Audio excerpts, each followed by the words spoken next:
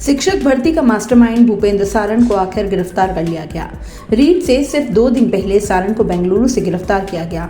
वह करीब 2 महीने से फरार चल रहा था। कोचिंग और आलीशान घर का मालिक भूपेंद्र सारण पुलिस के डर से भागा भागा फिर रहा था। उसे पुलिस का इतना खौफ था कि बचने के लिए बेंगलुरु में हवन भी करवाने वाला था और इसी हवन सामग्री ने सारण को पकड़ा दिया। दरअसल भूपेंद्र सारण ने हवन का सामान जोधपुर से ट्रेन में बेंगलुरु मंगवाया था। इसकी भनक पुलिस को भी लग गई। पुलिस ने पूजा सामग्री का पीछा शुरू किया। एक टीम लगातार सामान ट्रैक कर रही थी, वहीं दूसरी टीम पहले से ही बेंगलुरु पहुंचकर 1 हफ्ते से कैंप कर रही थी। पुलिस की सभी टीमों को इस दौरान सिर्फ भूपेंद्र सारण के आने का इंतजार था। गुरुवार शाम भूपेंद्र अहमदाबाद की फ्लाइट से बेंगलुरु पहुंचा। पुलिस ने उसे एयरपोर्ट से ही पकड़ लिया। अब पुलिस भूपेंद्र से पूछताछ के आधार पर सुरेश ढाका की तलाश कर रही है। जोधपुर ग्रामीण एसपी धर्मेंद्र सिंह बताते हैं कि ग्रामीण पुलिस की स्पेशल टीम को कुछ दिनों पहले सूचना मिली थी कि भूपेंद्र सारण के लिए कुछ सामान जोधपुर से बेंगलुरु जाने वाला है। टीम ने जब जांच पड़ताल की तो पता लगा कि भूपेंद्र सारण अहमदाबाद में छुपकर जालोर और जोधपुर के कुछ लोगों के लगातार संपर्क में थे। ये लोग भूपेंद्र सारण की मदद कर रहे थे। पुलिस ने इन लोगों को ट्रैक करना शुरू कर दिया।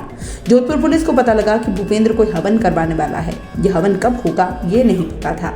ये पता चल गया कि हवन और कुछ सामान जोधपुर रेलवे स्टेशन से बेंगलुरु जाएगा। ऐसे में एक टीम को पहले से ही बेंगलुरु भिजवा दिया गया। अब जोधपुर पुलिस की टीम और एसओजी ने साथ मिलकर भूपेंद्र को पकड़ने का जाल बिछाया।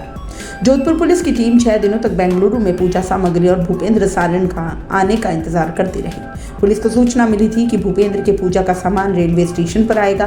टीम ने जोधपुर रेलवे स्टेशन पर कड़ी नजर रखना शुरू कर दिया। बुधवार को भूपेंद्र का सामान जोधपुर में ट्रेन से बेंगलुरु रवाना कर दिया गया। टीम को पता लगा कि भूपेंद्र अपना सामान लेने के लिए बेंगलुरु जरूर आएगा।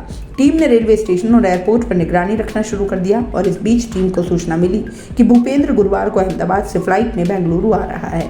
एसओजी और जोधपुर पुलिस टीम ने भूपेंद्र को बेंगलुरु एयरपोर्ट पर फ्लाइट से बाहर आते ही पकड़ लिया। भूपेंद्र को पकड़ने के बाद टीम उसे लेकर उदयपुर पहुंच गई है। उदयपुर पुलिस 2nd ग्रेड भर्ती परीक्षा के पेपर लीक मामले में उसे गिरफ्तार कर पूछताछ करेगी। टीम अब उसके साथी सुरेश ढाका की भी तलाश कर रही है। भूपेंद्र सारण पिछले 2 महीने से फरार था। उसे पकड़ने के लिए ऐसी रणनीति बनाई गई कि भूपेंद्र चारों तरफ से घिर गया।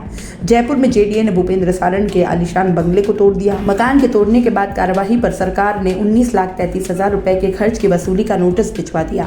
उसकी दूसरी प्रॉपर्टी का भी सर्वे किया जा रहा था। इधर एसओजी और राजस्थान पुलिस की कई टीमें भूपेंद्र सारण की तलाश में लगी हुई थी। हवन का सामान मंगाने के लिए भूपेंद्र ने जालोर में बैठे अपने साथियों से कांटेक्ट किया। उसने पूजा सामग्री की एक लिस्ट बनाकर अपने साथियों को दी। 1 हफ्ते में पूजा की पूरी सामग्री एकत्रित करके भूपेंद्र को मैसेज किया गया। इसके बाद भूपेंद्र ने पूजा की सामग्री ट्रेन से बेंगलुरु भिजवाने के लिए कहा। भूपेंद्र कई महीनों से फरार था। उसके घर का सामान और खाने पीने की कुछ चीजें भी मंगवाई गई थी। उसे पता था कि अभी कई महीनों तक उसे अंडरग्राउंड होकर ही रहना पड़ेगा। उसने उसके घर के सामान में देसी घी और केस रिलेटेड कुछ डॉक्यूमेंट्स भी मंगवाए थे। भूपेंद्र सारण ने अहमदाबाद और बेंगलुरु को अपने छुपने का ठिकाना बना रखा था। पिछले 2 महीनों में पुलिस से बचने के लिए इन 2 शहरों में फरारी काट रहा था।